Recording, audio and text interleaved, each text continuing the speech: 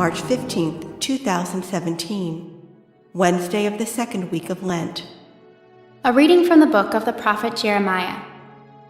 The people of Judah and the citizens of Jerusalem said, "Come, let us contrive a plot against Jeremiah.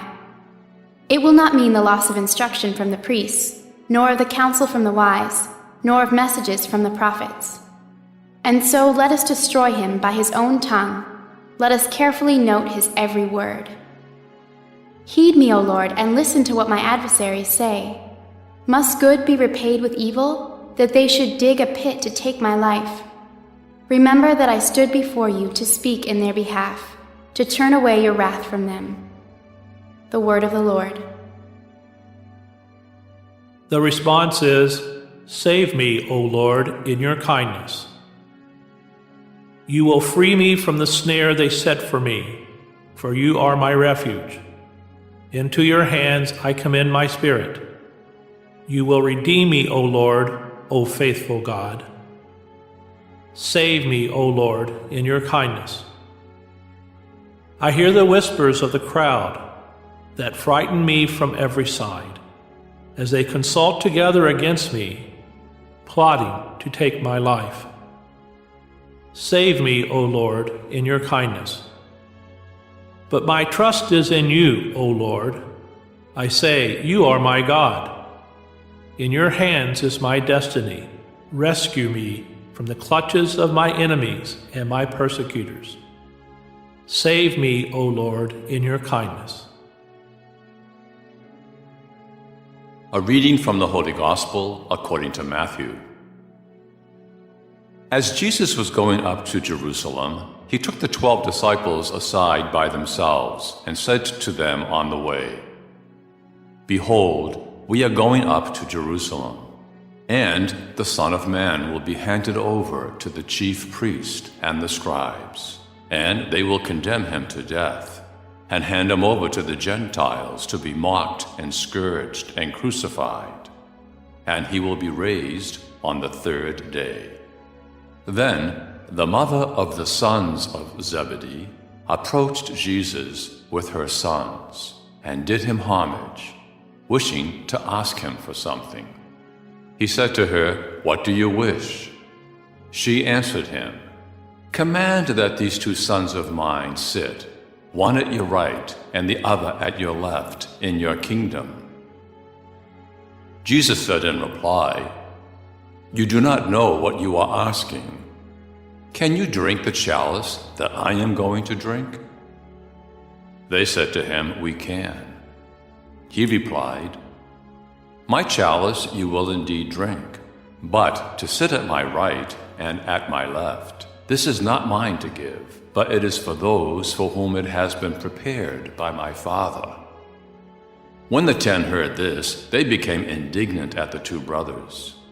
But Jesus summoned them and said, "You know that the rulers of the Gentiles lord it over them, and the great ones make their authority over them felt. But it shall not be so among you. Rather, whoever wishes to be great among you shall be your servant. Whoever wishes to be first among you shall be your slave. Just so, the Son of Man did not come to be served, but to serve, and to give his life as a ransom for many." The Gospel of the Lord. March 15th, Wednesday of the second week of Lent. The first reading comes from Jeremiah 18 to 20. Jeremiah was a prophet during a very difficult period in Israel's history, right before the exile. And he continuously called the people of Judah to account, because he wanted them to turn back to the Lord and not suffer the punishment that they would incur if they didn't turn back. Well, the people heard about the punishment, and they blamed Jeremiah for all their difficulties. They didn't want to hear the truth. They wanted to listen to the prophets, who every day in the temple would say, "Peace, peace, peace," that everything's fine, that God loves you. When in fact, the true prophet was saying, no, there's no peace, because you're not living in peace, because you're living sinful lives. Because Jeremiah told the truth, the people established a plot to kill him. They thought if they could only do away with the prophet, then the message would also be destroyed. And so we hear about that plot that Jeremiah's adversaries are saying, let's dig a pit for him. They want to kill him.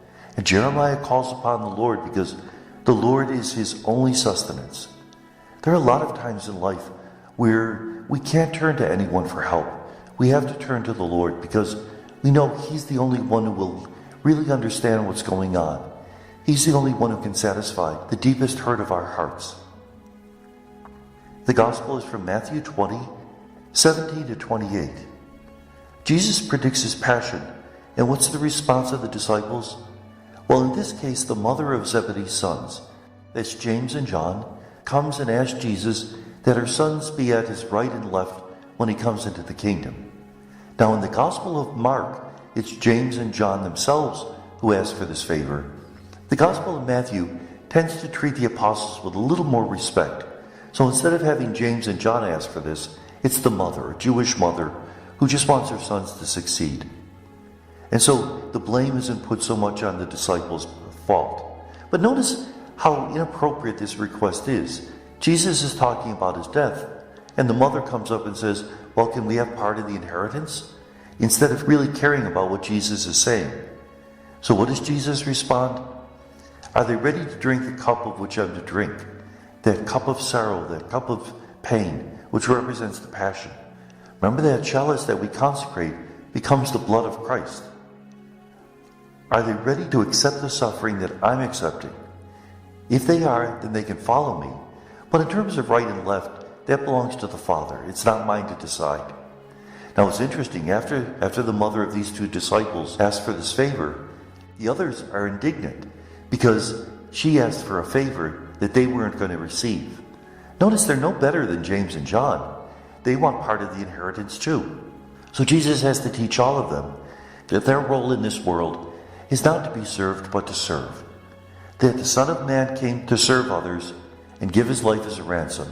He's the example to us. To be a Christian is not to have power in the name of God, but rather to be called to service. To be a Christian is to die to ourselves so that we can live in Christ. And may God bless us.